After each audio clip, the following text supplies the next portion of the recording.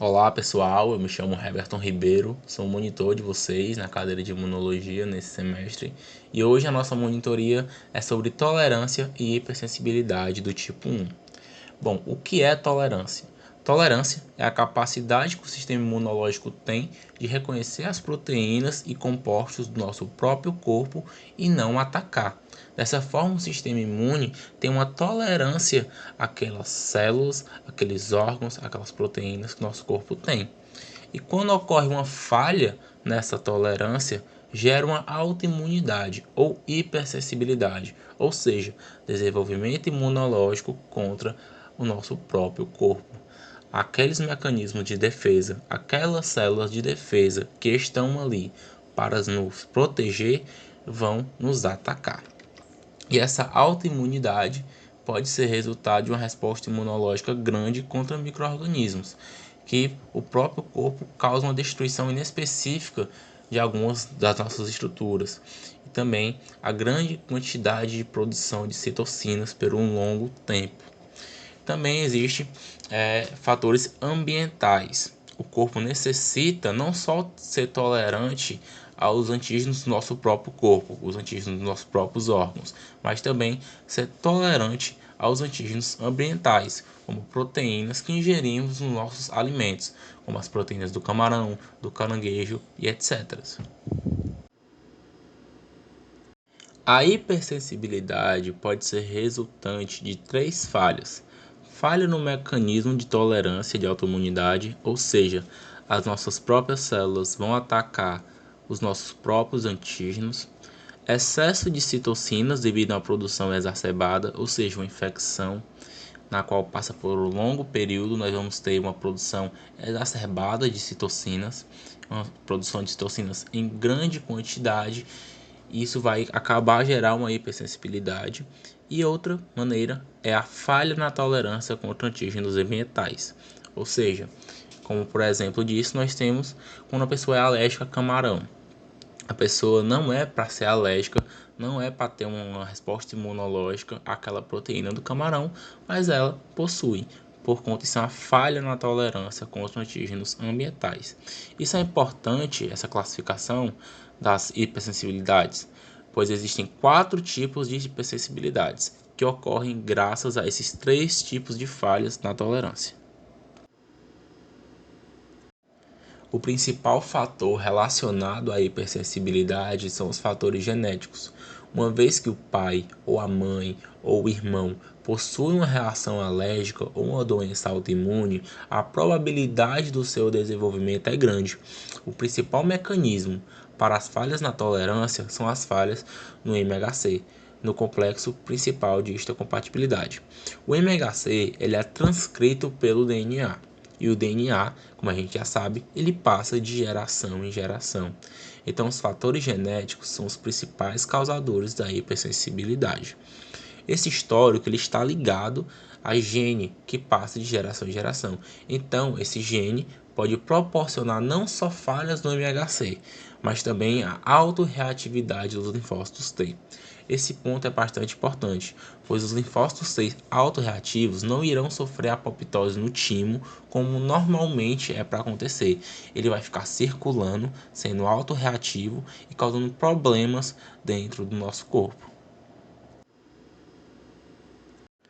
Agora falando de fatores infecciosos, o indivíduo que passa por várias exposições a infecções está exposto a várias proteínas estranhas, então ele também possui uma grande probabilidade de desenvolver algum tipo de reação à hipersensibilidade. Agora falando de fatores ambientais, a exposição contínua à proteína possivelmente vai gerar uma reação cruzada. Isso pode proporcionar um aumento da probabilidade de desenvolvimento a reações alérgicas.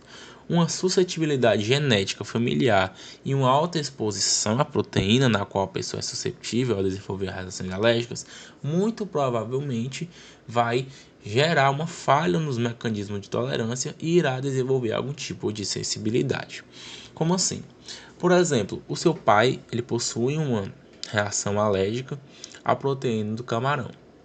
Você vai, ingere esse camarão, ingere essa proteína, e no primeiro momento você não responde, você não tem nenhuma reação alérgica. Se você continuar sendo exposto a essa proteína, se você continuar comendo esse camarão, muito provavelmente você vai apresentar uma reação alérgica. Por quê? Porque você tem uma genética familiar e você está sendo exposto continuamente àquela proteína que você é suscetível a desenvolver uma reação alérgica. Bom, agora falando de autotolerância, primeiro vamos falar de como deve ser a autotolerância. Vamos ter o exemplo aqui de uma célula que está sofrendo o processo de apoptose. Essa célula é uma célula do nosso próprio corpo. Ela está sofrendo esse processo de apoptose, está liberando vesículas de apoptose, e essas vesículas de apoptose vão ser reconhecidas pelos receptores escavengers presentes na membrana plasmática dos macrófagos. Os macrófagos vão reconhecer essa célula em apoptose, vão digerir, vão fagocitar essa célula e vai ativar a produção de MHC. Esses antígenos que essa célula que estava sofrendo apoptose vai ser digerido pelo macrófago e processado em peptídeos. Esses peptídeos vão entrar na fenda de ligação do MHC de classe 1 e esse complexo MHC de classe 1 mais peptídeo vai ser apresentado para o linfócito T, que por sua vez, esse linfócito T não é um linfócito T autorreativo. Então ele vai reconhecer esse antígeno mais esse MHC, vai saber que pertence ao nosso próprio corpo, ou seja, esse antígeno é próprio e não vai fazer nada, não vai desenvolver uma resposta imunológica. E então esse linfócito T vai para o timo. Agora vamos falar de como não deve ocorrer a autotolerância. Nesse exemplo, não vamos ter uma autotolerância, porque as nossas próprias células de defesa vão desenvolver uma resposta imunológica aos nossos próprios antígenos, desenvolvendo uma autoimunidade. Quando uma célula do nosso corpo está sofrendo o processo de apoptose, vai ser liberada aquelas vesículas de apoptose e os macrófagos, esse macrófago vai estar auto-reativado, porque esse indivíduo passou por várias exposições ao micro-organismo. Esse macrófago vai ter receptores escavengers na sua superfície que vão reconhecer essas vesículas de apoptose, e esse macrófago vai e fagocita e digere essa célula que está sofrendo esse processo de apoptose, ativando a produção de MHC de classe 1. Esse MHC de classe 1 que está sendo produzido tem uma alta reatividade com as proteínas do nosso próprio corpo. Então, esse antígeno daquela célula que estava sofrendo apoptose vai ser digerido em peptídeo e vai entrar dentro da fenda de ligação do MHC de classe 1 e vão ser apresentados para os linfócitos T, que por sua vez, esse linfócito T também é autorreativo. Esse linfócito T não foi eliminado no timo, ele ainda está rodando no nosso corpo, causando problemas para a gente. Então esse linfócito T vai reconhecer esse autoantígeno, aumentando o tempo de ligação entre o macrófago e o linfócito reativo, que por sua vez vai entender que a proteína apresentada é uma proteína estranha e vai desenvolver uma autoimunidade, ou seja, desenvolver uma resposta imunológica contra as nossas próprias células.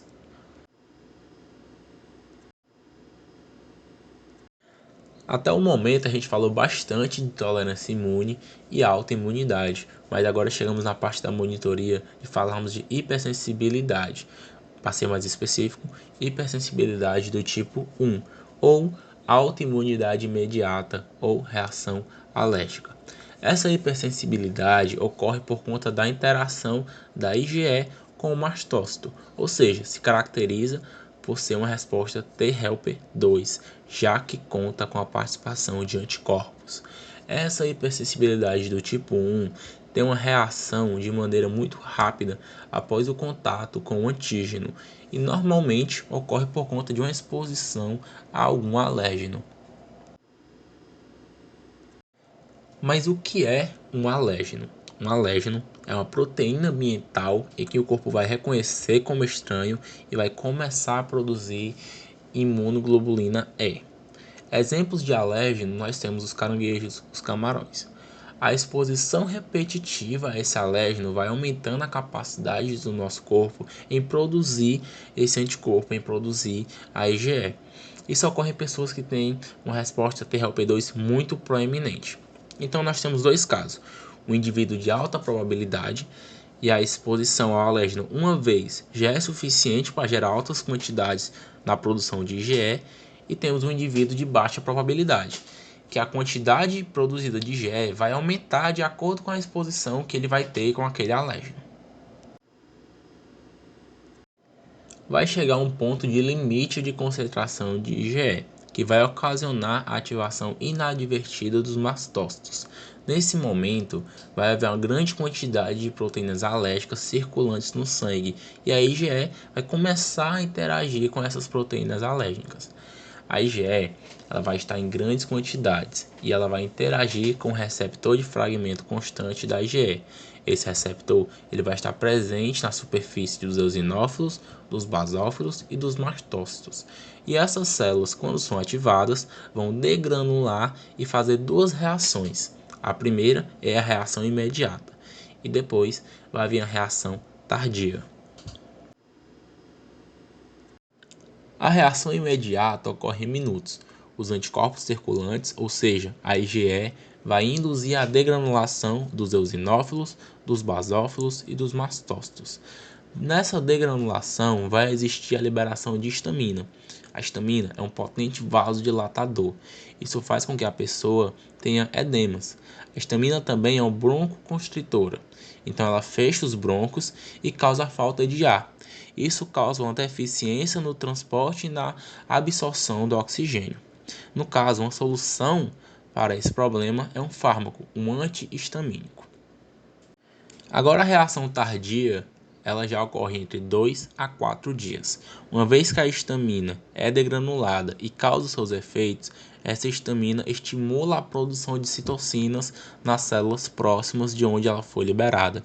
Uma dessas citocinas liberadas são o TNF-alfa, interleucina 1.